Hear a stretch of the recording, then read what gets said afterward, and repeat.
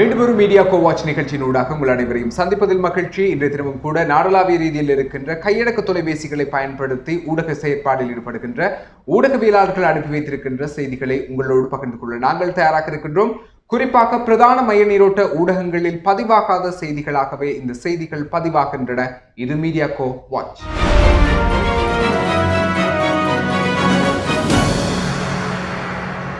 மாத்தறை நில்வலா கங்கையில் நன்னீர் மீன்பிடிப்பு தொழிலில் பலர் ஈடுபட்டு வந்திருக்கின்றார்கள். இவர்களுக்கு தற்போது பல்வேறுபட்ட பிரச்சனைகள் ஏற்பட்டிருக்கின்றன. கொரோனா வைரஸின் பாதிப்பு காரணமாகவும் நாட்டில் ஏற்பட்டுள்ள நிலைமை காரணமாகவும் மாத்தறை நில்வலா கங்கையில் நன்னீர் மீன்பிடியில் ஈடுபடுவோர் அதிக பிரச்சனைகளை எதிர்நோக்குகின்றனர். அவர்கள் பிடிக்கும் மீன்களை விற்கக்கூட முடியாமல் கஷ்டப்படுகின்றனர். තමන්ට ආදායම අහිමි වී තිබෙන බවයි එම දීවරයින් පෙන්වා දෙන්නේ. மீன்பிடிக்க செல்ல முடியவில்லை. காரணம், ஊரடங்கு சட்டம் அமுலில் உள்ளது. போனவுடனே வலைகளை வீசி விடுகின்றோம். 12 மணி அளவில் கரைக்கு வந்து விடுகின்றோம். விற்பனையும் சரியாக நடைபெறுவதில்லை. மீன்பிடிக்க செல்லவும் பயமாக இருக்கின்றது. ஊரடங்கு சட்டம் தளர்த்தப்பட்ட சந்தர்ப்பத்திலும் இவர்களுக்கு அவர்களது தொழிலை சரியாக செய்து கொள்ள முடியாமல் உள்ளது. ஊரடங்கு சட்டம் அமுல்படுத்தப்பட்டு பின்னர் சில மணித்தியாலங்களுக்கு மட்டுமே ஊரடங்கு சட்டம் தளர்த்தப்பட்டு 2 மணி அளவில் மீண்டும் ஊரடங்கு சட்டம் அமுல்படுத்தப்படுவதால் விற்பனை செய்வது கஷ்டமாக இருக்கிறது. ஓரிரு மணித்தியாலங்கள் மட்டுமே விற்பனை செய்ய முடிகின்றது. மாத்தறை நில்வலா கங்கையில் 21 குடும்பங்கள் மீன்பிடியில் ஈடுபடுகின்றன. மீன்பிடியில் ஈடுபடும் இவர்களுக்கு அரசு இதுவரை என்ன நிவாரணங்களை வழங்கி இருக்கின்றது? நாம் பிரதேச செயலாளர்களுக்கு மிக தெளிவாக அறிவித்தல்களை வழங்கி இருக்கின்றோம். ஊரடங்கு சட்டம் உள்ள சந்தர்ப்பங்களில் மீனவர்களுக்கு கிராம சேவகர் ஊடாக போலீசாரிடமிருந்து அனுமதி பத்திரங்களை பெற்று மீன்களை விற்பனை செய்ய முடியும் என்பதோடு அனுமதி பத்திரங்களை பெறுவதற்காக பிரதேச செயலாளரின் பரிந்துரைகளும் ஏற்றுக்கொள்ளப்படும். அம்பாறை மாவட்டத்தில் இருக்கின்ற சிலர் ரத்னபுரி மாவட்டத்தில் அமைய பெற்றிருக்கின்ற ஒரு கிராமம் ஒன்றுக்கு திருமண நிகழ்வுக்காக வருகை தந்திருக்கின்றார்கள். ஊரடங்கு சட்டம் நாட்டிலே அமுலில் இருக்கின்ற இந்த சூழ்நிலையில் அவர்களுக்கு மீண்டும் ஊர்களுக்கு திரும்பிச் செல்ல முடியாத ஒரு அவலமான சூழ்நிலை ஏற்பட்டிருக்கின்றது. எமது சொந்த ஊர் அம்பாறை நாமல் ஓய தெரிப்பிய. எனது தம்பியின் மகளுடைய திருமணத்திற்காகவே நாங்கள் இங்கே வந்தோம். 2 நாட்கள் தங்கி பின்னர் செல்வதாகவே நாங்கள் நினைத்திருந்தோம். எனினும் 20ஆம் தேதி ஊரடங்கு சட்டம் போட்டதன் காரணமாக எம்மால் செல்ல முடியவில்லை. பின்னர் நாம் நடந்து கிட்டத்தட்ட 20 கிலோமீட்டர் அவிசாவளை போலீஸ் நிலையத்திற்கு சென்றோம். எனினும் அவர்கள் என்னை உள்ளே எடுக்காமல் விரட்டிவிட்டார்கள்.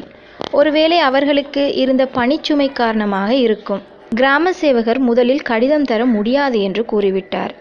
பின்னர் கடிதம் ஒன்றை இன்று தந்தார். எமக்கு தேவை வீட்டுக்கு செல்ல மாத்திரமே. எமது வாழ்வாதாரம் விவசாயம் ஆகும். 6 மாதங்களுக்கு ஒரு முறைதான் எம்மால் விவசாயம் செய்ய முடியும். மீதி காலங்களில் எனது கணவர் தச்சு தொழில் செய்கின்றார். தற்போது தொழிலுக்கு செல்லக்கூட முடியாத நிலை ஏற்பட்டுள்ளது. எனது கணவர் அடிக்கடி நோய்வாய்ப்படுகின்றார். அவற்றுக்காக மருந்துகளையும் வாங்க வேண்டும். பயணச் செலவுக்காக கொண்டு வந்த பணம் மாத்திரமே தற்போது எங்களிடம் மிஞ்சியுள்ளது. எனது மூத்த மகனும் இங்கே ஒரு இடத்தில் சிக்கி இருக்கின்றார். இந்த பிரதேசத்தின் சுகாதார ஊழியருக்கும் நன்றாக தெரியும் நாங்கள் இங்கே இருப்பது பற்றி. எனினும் வீடுகளுக்கு செல்லக்கூடிய நிலைமை எங்களுக்கு இல்லை. எனது தாயின் செலவில்தான் இந்த குடும்பம் தற்போது காணப்படுகின்றது.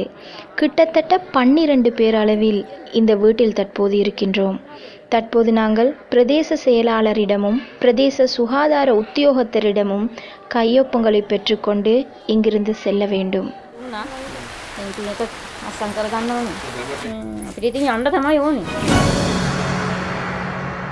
பரகாதெனிய பிரதேசத்தில் ஒருவர் தள்ளுவண்டியில் சிற்றுண்டிகளை விற்பனை செய்து வந்திருக்கின்றார். அவருக்கு தற்போது ஊரடங்கு சட்டம் அமுலில் இருக்கும் காரணத்தினால் வியாபார நடவடிக்கைகளின் நிலை இப்படி மாறி இருக்கின்றது. மாவத்தகம பிரதேச சபைக்குட்பட்ட பரகாதெனியவில் உள்ள பெரிய பள்ளிவாசலுக்கு முன்னால் தள்ளுவண்டி மூலம் சிற்றுண்டிகளை விற்கும் அபுல் ஹசன் எனும் இந்த நபரை இந்த ஊரில் தெரியாதவர்கள் யாரும் இருக்க வாய்ப்பில்லை. சிற்றுண்டியின் சுவையை பொறுத்தவரையில் ஒரு தனித்துவத்தை பேணி வரும் இவர் இப்போது ஊரடங்கு சட்டம் போடப்பட்டுள்ளதால் வருமானத்தை இழந்துள்ளார். கரெக்டாக நான் சின்னத்துலேருந்து கொஞ்சம் கொஞ்சமாக தான் செஞ்சேன். ஏண்ட சல்லி தான் கருத்தடித்தேன், புறத்தியால் ஒன்றும் இல்லை. அப்படி வந்து தான் இப்போ வந்து வியாபாரம் பண்ணிட்டு இருக்கிறேன். மற்றபடிக்கு கேஃபு டைமில் எனக்கு வேலை இல்லை, வீட்டில் சும்மா தான் குந்திட்டிக்கிறேன். மற்றபடிக்கு வருமானம் ஒன்றும் இல்லை. இனி வேறு தொழில் கேஃபு டைமில் தொழில் இல்லை, ஈந்தா செய்கிறேன், இல்லாட்டி வீட்டுக்காயிட்டு சும்மா இருக்கிறோம், அவ்வளோதான். ஊரடங்கு தளர்த்தப்படும் சந்தர்ப்பங்களிலும் யாரும் பெரிய அளவில் சிற்றுண்டிகளை நாடுவதில்லை. இதனால் ஊரடங்கு தளர்த்தப்பட்டாலும் வியாபாரமற்ற நிலைமையே அபுல் ஹசனுக்கு காணப்படுகின்றது. இந்த வேளையில் பொருளாதார உதவி என்ற பெயரில் புகைப்படங்களை எடுத்துச் செல்லும் நபர்கள் வீடு தேடி வந்தாலும் அவர்களையும் புறக்கணித்து சொந்த உழைப்பில் வாழ வேண்டும் என்ற கொள்கையை சொல்லிலும் செயலிலும் புன்னகையோடு தொடர்கின்றார் அபுல் ஹசன். மொரட்டோய் பகுதியைச் சேர்ந்த இளைஞர் ஒருவர் இலத்திரனியல் சாதனங்களை பயன்படுத்தி தானியங்கி தொற்று நீக்கி கருவி ஒன்றை கண்டுபிடித்துள்ளார். நான் ஒரு புதிய கண்டுபிடிப்பை தேடி இங்கு வந்திருக்கின்றேன். இதை அவர் எவ்வாறு கண்டுபிடித்தார்? விசேஷமாக இந்த கொரோனா பரவல் சந்தர்ப்பத்தில் அது எவ்வாறு பயன்படும் என்ற ரீதியில் நாங்கள் அவரிடமே கேட்டு தெரிந்து கொள்வோம். கொரோனா வைரஸிலிருந்து பாதுகாப்பு பெறுவதற்காக விசேடமாக கைகளை சுத்தம் செய்வது முக்கியமாகும். அதிகமாக மக்கள் சானிடைசர் பாவிப்பார்கள், கிருமி நீக்கக்கூடிய திரவங்களை பயன்படுத்துவார்கள். பொதுவாக சானிடைசர் ஒன்றை பயன்படுத்தும் போது அதன் தலைப்பகுதியை நாம் எமது கையால் அழுத்த வேண்டி ஏற்படுகின்றது. அதற்கு தீர்வாக நான் ஒரு சிறிய உபகரணத்தை கண்டுபிடித்துள்ளேன். அதாவது தானியங்கியாக செயல்படக்கூடியது. அது கருவிக்கு அருகில் கையை கொண்டு சென்றாலே போதும், கைகளுக்குள் திரவம் வருமாறு தயாரித்துள்ளேன். எனவே இந்த கருவியை தொட வேண்டிய அவசியம் இல்லை. இந்த கருவியில் சில சிறப்பு அம்சங்களும் உள்ளன. முதலாவது, இது பருமனில் சிறியதாக உள்ளது. இது எந்தவிதமான சானிடைசர் போத்தலிலும் பொருத்த முடியும். இது USB வயர் ஊடாக செயற்படுகின்றது. பொதுவாக நமது தொலைபேசிகளை சார்ஜ் பண்ணுவதற்கு பயன்படுத்தும் USB வயரினை இதற்கு பயன்படுத்த முடியும். இதில் உள்ள கிருமி நீக்கம் திரவத்தை தயாரிப்பதற்கு surgical spirit, hydrogen peroxide, glycerin மற்றும் நீரையும் பயன்படுத்தியுள்ளேன்.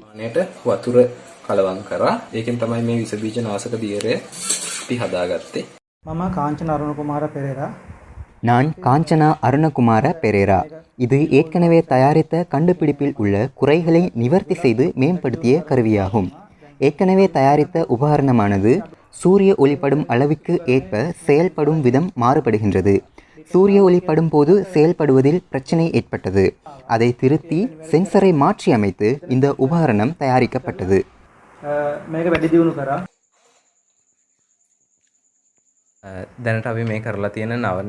இப்போது நாம் தயாரித்துள்ள கண்டுபிடிப்பானது வைரஸ் பரவலை தடுக்கும் விதமாக உருவாக்கப்பட்டுள்ளது. மிகவும் அவசியமானது. இப்போது இதை வைத்தியசாலைகளுக்கும் ஏனைய நிறுவனங்களுக்கும் வழங்குவதுதான் முக்கியமான தேவையாக உள்ளது. இருப்பினும் நாடு முழுவதும் அமுலில் உள்ள ஊரடங்கு காரணமாக உற்பத்தி வேகம் குறைந்துள்ளது. உங்களால் முடிந்தால் இந்த தயாரிப்பிற்கு தேவையான இலத்திரனியல் பாகங்களும் இரும்பு, அலுமினியம் வேலை செய்யும் இடங்களில் இருந்து உதவியும் கிடைத்தால் நன்றாக இருக்கும். அதேபோல் பாதுகாப்பு பிரிவு மூலம் ஊரடங்கு சட்ட பத்திரம் வழங்கப்பட்டுள்ளது. இதனை செய்வதற்கு உற்சாகமூட்டப்பட்டது. அவர்களுக்கும் நான் எனது நன்றியை தெரிவித்துக் கொள்கின்றேன்.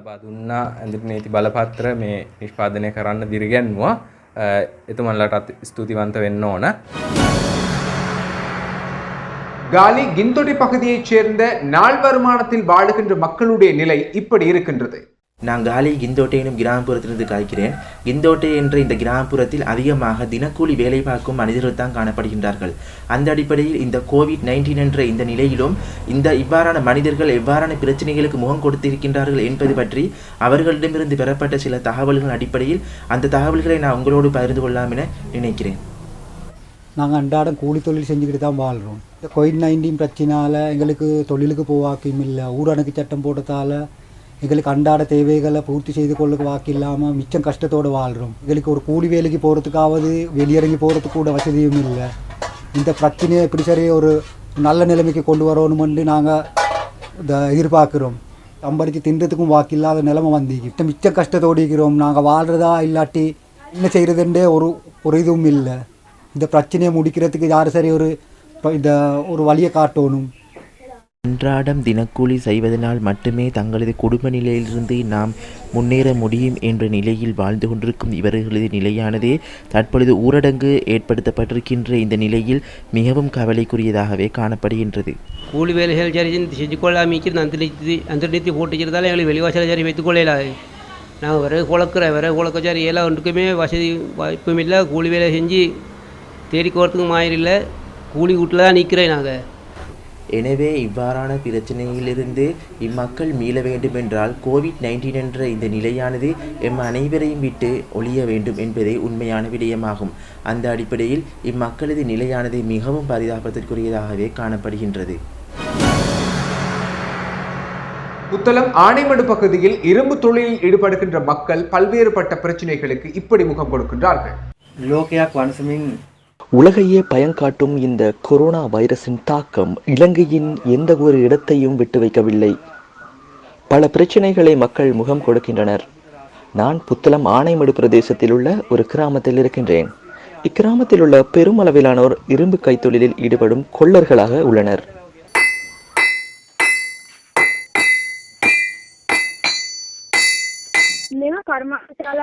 ஏனைய நாட்களில் அதிக சன நெரிசலோடு காணப்படும் இந்த இடம் இன்று வெறிச்சோடி காணப்படுகின்றது. கொரோனா வைரஸின் காரணமாக நாங்கள் எந்த வேலையும் செய்ய முடியாமல் இருக்கிறோம். எனக்கு மட்டுமில்லை, இந்த கிராமத்தில் உள்ள அனைவருக்கும் இதே நிலைத்தான். அனைவரது வியாபாரமும் சரிந்துள்ளது. இவ்வாறான விடயங்களை நாங்கள் கண்டதும் இல்லை, கேட்டதும் இல்லை. இக்காலத்தில் தொழிலானது முன்னைய காலங்களை விட தற்போது தொழில்நுட்ப ரீதியில் முன்னேற்றம் அடைந்திருந்தாலும் விற்பனை அதே அளவில் தான் காணப்படுகின்றது. அவர்களது தொழிலின்மை காரணமாக அதிக சவால்களை அவர்கள் முகம் கொடுக்கின்றனர். நாங்கள் வீதியோரத்தில் தான் கடை போட்டு இருக்கின்றோம். ஊரடங்கு அமலில் உள்ள காரணத்தினால் வீதியோரத்தில் கடைகளை போடவும் முடியாது. நாங்கள் கடைகளை மூடிவிட்டு வீடுகளில் தான் இருக்கின்றோம். நாட்டில் ஏற்பட்டுள்ள கொரோனா பரவல் காரணமாக மக்களின் வருமான வழிகள் அனைத்தும் மூடப்பட்டுள்ளன. மக்கள் தினம் தினம் பொருளாதார ரீதியாக பல இன்னல்களை சந்தித்து வருகின்றனர். மார்ச் மாதத்தில் தான் இந்த பிரச்சனை ஆரம்பித்தது. வேலை செய்ய முடியாமல் பட்டறையை மூடித்தான் வைத்திருந்தோம். நாட்டில் காணப்படும் ஏனைய கைத்தொழில்களைப் போன்று இந்த கைத்தொழிலில் ஈடுபடுபவர்களும் பல பிரச்சினைகளுக்கு முகம் கொடுக்கின்றனர். எனவே அவர்களது சரிந்துள்ள பொருளாதாரம் மற்றும் வியாபாரத்தை கட்டியெழுப்புவதற்கான உதவியை மாத்திரமே இவர்கள் எதிர்பார்க்கின்றனர். வவுனியா வடக்கு நெடுங்கேணி பகுதியில் பப்பாசி மற்றும் பேஷன் ஃப்ரூட் ஆகியவற்றை உற்பத்தி செய்த பல உற்பத்தியாளர்களுடைய பொருளாதார நிலை மிக பாரிய அளவில் பாதிக்கப்பட்டிருக்கின்றது. வவுனியா வடக்கு நெடுங்கணி பிரதேச பழத்தோட்ட விவசாயிகளின் பொருளாதாரம் மிகவும் வீழ்ச்சியடைந்துள்ளது. குறித்த பிரதேச மக்களின் பிரதான தொழில் பப்பாசி மற்றும் பெசன் செய்கையாகும். தற்போதைய அசாதாரண சூழ்நிலை காரணமாக இவர்களது தொழில் பாதிப்பட்டுள்ளதாக குறித்த பிரதேசத்தில் பழத்தோட்ட செய்கையில் ஈடுபட்டுள்ள விவசாயிகள் தெரிவித்துள்ளனர். பேர் ரஞ்சன் பிரசாந்தி. எங்களோட கிராமம் அயந்திரப்புளியங்குள நொஜுக்குள கிராமம். எங்களோட வாழ்வாதாரமே தோட்டப்பயிர் செய்கை. அதுலேயும் மெயினாக செய்கிறது பெசம்ரூட் செய்கை தான். முதல் 300 250 300 வரைக்கும் கொடுத்துனாங்க. இப்போ கடைசியாக 40 45 தான் போய் கொண்டிருக்கு. கடைசியாக 45 ரூபாய்க்கு கொடுத்துறாங்க. அதுலேயும் இப்போ கொடுக்கல அந்த நிலைமையில் இருக்கிறோம். இப்போ பயங்கர நிலன்ற பின்தங்கிய நிலையில் போய்கொண்டிருக்கு எங்களோட தோட்டப்பயிர் செய்கை.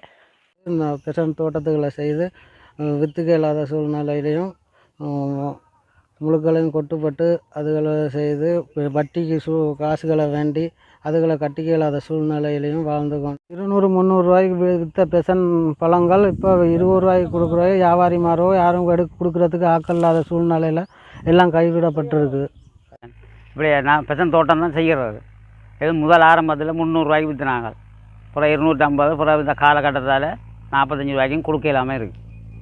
குறித்த விவசாயிகள் பாதிப்படைவது மட்டுமல்லாமல் இவர்களது தோட்டங்களில் தினக்கூலியாக வேலை செய்பவர்களது நிலையும் கேள்விக்குறியாகியுள்ளது. பருவகால மீன்பிடி தொழிலில் ஈடுபடுகின்ற சிலர் ஒரு ஊரிலிருந்து இன்னொரு ஊருக்கு செல்கின்ற வழக்கம் இருக்கின்றது. இவ்வாறு ஊரிலிருந்து இன்னொரு ஊருக்கு சென்று இப்படியான மீன்பிடி தொழிலாளர்கள் அவர்களுடைய ஊர்களுக்கு திரும்பி செல்ல முடியாத ஒரு அவலம் ஏற்பட்டிருக்கின்றது.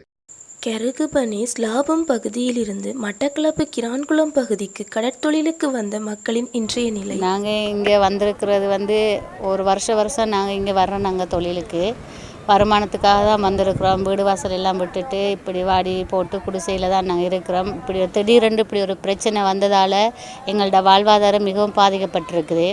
சின்ன பிள்ளை 6 மாத பிள்ளையோடு தான் நான் வந்திருக்கிறேன். அவருக்கு சாப்பாடுகள் எதுவும் பிரச்சனை வந்தாலும் இந்த டைம் எங்களுக்கு போய் வேண்டிக் கொள்ளக்கூடிய மாதிரி இல்லை. அதோட வியாதிகள் துன்பங்கள் வந்தாலும் அதுக்குரிய எந்த ஒரு ஏற்பாடும் செய்யக்கூடிய மாதிரியும் இல்லை. வெளியே போக இல்லாத நிலைமை. இங்குள்ள மீன்களை ஏற்றுமதி செய்ய முடியாமல் திண்டாடுகின்ற நிலையில் உள்ளனர். நாங்கள் ஒரு வார காலத்திற்குத்தான் இங்கு வந்தோம். தற்போது ஊரடங்கு காரணமாக ஊருக்கு செல்ல முடியாத நிலை ஏற்பட்டுள்ளது.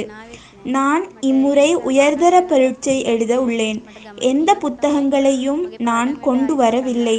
எனவே எனக்கு படிக்க முடியாத நிலை. ஊருக்கு சென்றால்தான் எனக்கு படிக்க முடியும்.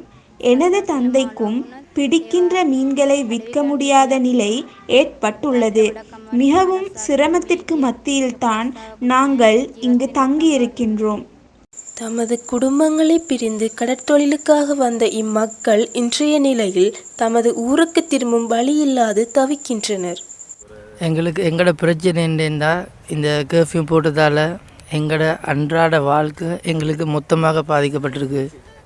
கடலுக்கு நாங்கள் நினைச்ச நேரம் முதல் கடலுக்கு போகலை. இந்த கர்ஃப்யூ போட்டதால் உடனே வந்து சொல்லுவாங்க, இன்றைக்கு கடலுக்கு போக வேணாம், இன்றைக்கு இந்த மாதிரி பிரச்சனை நடக்க போகுது அப்படின்னு சொல்லுவாங்க. அப்படி சொன்னால் இது எங்களுக்கு அன்றன்ற எங்களுடைய தொழில் தான் பாதிக்குது. COVID-19 எனும் கொரோனா வைரஸின் தாக்கத்தினால் பிறப்பிக்கப்பட்ட ஊரடங்கு சட்டமானது தொடர்ந்தும் நீடித்தால் இம்மக்களுக்கான வருமானமும் இல்லை, தமது சொந்த ஊருக்கு திரும்புவதற்கான எவ்வழியும் இல்லை. COVID-19 எந்த அளவுக்கு வேகமாக பரவுகிறதோ அதே போல ஃபேக் நியூஸ் அல்லது போலி செய்திகளும் மிக வேகமாக பரவி வருகின்றன. இந்த போலி செய்திகளுக்கு பின்னால் இருக்கின்ற பொய்கள் சம்பந்தமான விடயங்களையும் அதன் உண்மைத்தன்மைகள் சம்பந்தமாகவும் விளக்க வருகின்ற அடுத்த பகுதி நோ ஃபேக் பகுதி. இத்தாலி தேவாலயத்தில் வினோத பறவை, உண்மை என்ன? இத்தாலி தேவாலயம் ஒன்றில் மனித உருவத்துடன் தோற்றமளிக்கும் வினோத பறவை வந்ததாக ஒரு வீடியோ ஃபேஸ்புக்கில் பலராலும் பகிர்ந்த வண்ணம் உள்ளமை எமக்கு காண கிடைத்தது. குறித்த தகவலின் உண்மை தன்மையினை கண்டறிவதற்கு நாம் தேடுதலில் ஈடுபட்டோம். டயஸ்ப்ரோ என்ற ஃபேஸ்புக் கணக்கில் இத்தாலி தேவாலயத்தில் தோன்றிய அபூர்வ பறவை என சித்தரிக்கப்படுகின்றது. இது உண்மையாகின் சாத்தானின் வருகை எனலாம் என்று 26ஆம் தேதி, அதாவது 26/3/2020 பதிவேற்றம் செய்யப்பட்டிருந்தது. இதன் உண்மைத்தன்மையை நாங்கள் அறிவோம். இது தொடர்பில் நாம் மேற்கொண்டு ஆய்வு செய்தோம். குறித்த வீடியோவில் JJPD புரொடக்ஷன் என்ற பெயரை கூகுளில் தேடினோம். குறித்த பெயரில் ஒரு யூடியூப் அலைவரிசை காணப்பட்டது. அதை நாம் ஆய்வுக்கு உட்படுத்தினோம். அந்த யூடியூப் பக்கத்தை பார்த்தபோது வீடியோ ஸ்பெஷல் எஃபெக்ட் செய்யும் நிறுவனம் என்பதும் பேய் கற்பனை காட்சிகளை கொண்ட குறும்படங்கள் பயங்கரமான அமானுஷ கதைகளை வீடியோவாக எடுக்கும் நிறுவனம் என்றும் குறிப்பிடப்பட்டிருந்தது. அவர்கள் வெளியிட்ட வீடியோக்கள் ஃபேஸ்புக் வீடியோக்களை எல்லாம் பார்க்கும் போது அமானுஷ உருவங்களை வைத்து எப்படி வீடியோ எடுப்பது என்ற வகையிலேயே அமைந்திருந்தன. கிரனடா நகரத்தில் அரக்கன் பயமுறுத்துகிறான், நிகரகுவா 2019 என்று தலைப்பிட்டு ஒரு காணொளி பதிவேற்றம் செய்திருந்தனர். அதிலிருந்த வீடியோவை தற்போது இத்தாலி தேவாலயத்தில் வினோத பறவை என்று பகிர்ந்துள்ளமை கண்டறியப்பட்டது. மேலும் தேவாலயத்தின் மீது அரக்கன் அமர்ந்திருக்கும் வீடியோ எவ்வாறு உருவாக்கப்பட்டது என்ற வீடியோவையும் 2019ஆம் ஆண்டு செப்டம்பர் 8ஆம் தேதி வெளியிட்டிருந்தனர். அவர்கள் வீடியோவில் பதிவிட்டுள்ளவாறு நிகரகுவா என்ற இடத்தில் கர்கோலா என்ற ஆலயம் உள்ளதா என்று நாம் மேற்கொண்ட தேடுதலில் குறித்த தேவாலயம் இருப்பது உறுதி செய்யப்பட்டது. நாம் மேற்கொண்ட ஆய்வில் இருந்து கிடைத்த ஆதாரங்களின்படி தேவாலயம் இத்தாலியில் இல்லை, நிகரகுவாவில் உள்ளது உறுதி செய்யப்பட்டுள்ளது. குறித்த வீடியோ கிராஃபிக்ஸ் என்பது உறுதி செய்யப்பட்டுள்ளது. இதன் அடிப்படையில் இத்தாலியில் தேவாலயத்தின் மீது வினோத பறவை தென்பட்டது என்று பகிரப்படும் வீடியோ தகவல் தவறானது என்று உறுதி செய்யப்படுகிறது.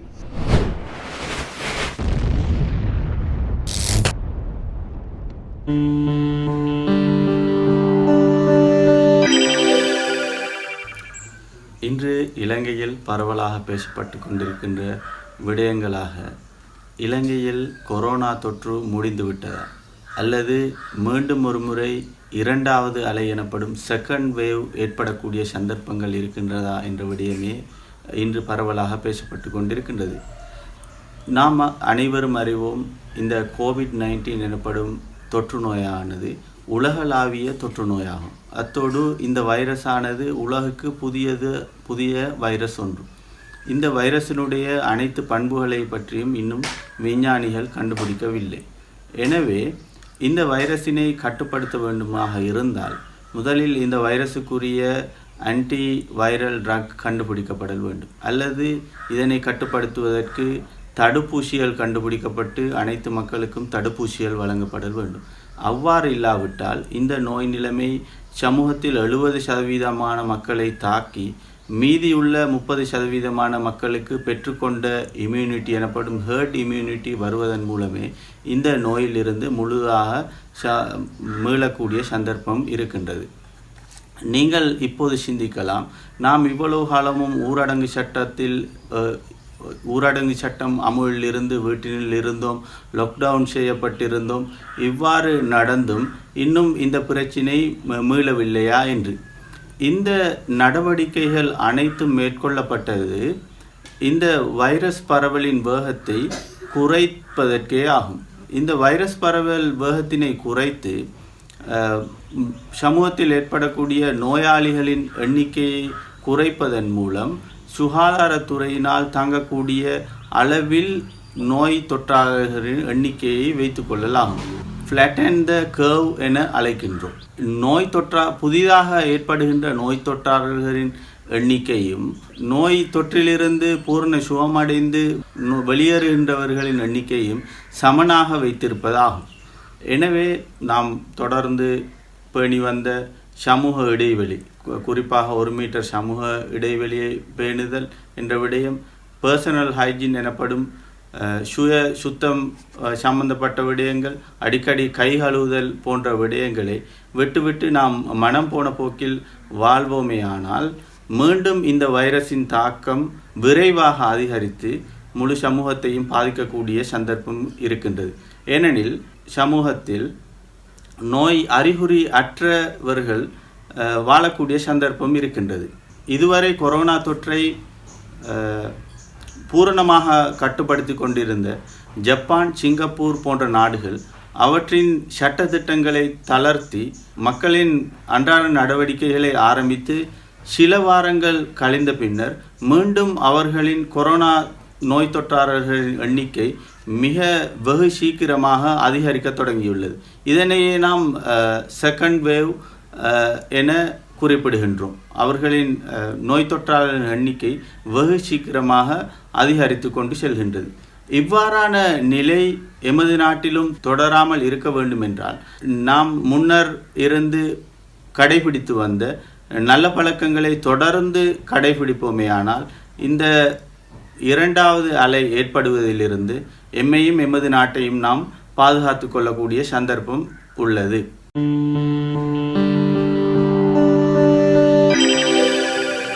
மீடியா கோர்ஸ் செயற்திட்டத்தினூடாக நாடளாவிய ரீதியில் பல மாணவர்கள் கையடக்க தொலைபேசிகளை பயன்படுத்தி ஊடக செயற்பாட்டில் ஈடுபடுவதற்காக பயிற்றுவிக்கப்பட்டிருக்கிறார்கள். அவ்வாறு பயிற்றுவிக்கப்பட்ட ஒரு ஊடகவியலாளராக நீங்கள் இருந்தால் உங்களுடைய தகவல்களை, உங்களுடைய செய்திகளையும் இந்த நிகழ்ச்சிக்காக அனுப்பி வைக்கலாம். அனுப்பி வைக்க வேண்டிய மின்னஞ்சல் முகவரி mediacowatch@gmail.com என்பது எங்களுடைய மின்னஞ்சல் முகவரியாக இருக்கின்றது. இது சம்பந்தமான மேலதிக தகவல்களை நீங்கள் தெரிந்து கொள்வதற்காக அஸ்வர் மற்றும் நிராஷா ஆகியோரை தொடர்பு கொள்ளுங்கள். இந்த நிகழ்ச்சியை முழுமையாக எங்களுக்கு ஒருங்கிணைத்து தந்தவர்கள் இலங்கை அபிவிருத்தி ஊடகவியலாளர் மன்றம், மீடியாகோ இளம் ஊடகவியலாளர்கள், ஊடக மற்றும் தகவல் எழுத்தறிவு மையம், இலங்கை அபிவிருத்திக்கான ஊடகவியலாளர் மன்றம், ஊடக மற்றும் தகவல் எழுத்தறிவு மையம் ஆகியவற்றுக்கு நன்றிகளை தெரிவித்துக் கொண்டு உங்களிடமிருந்து விடைபெற்றுக் கொள்ளும் நான் விஸ்வன். மின்முன் நிகழ்ச்சியில் சந்திக்கலாம். நன்றி, வணக்கம்.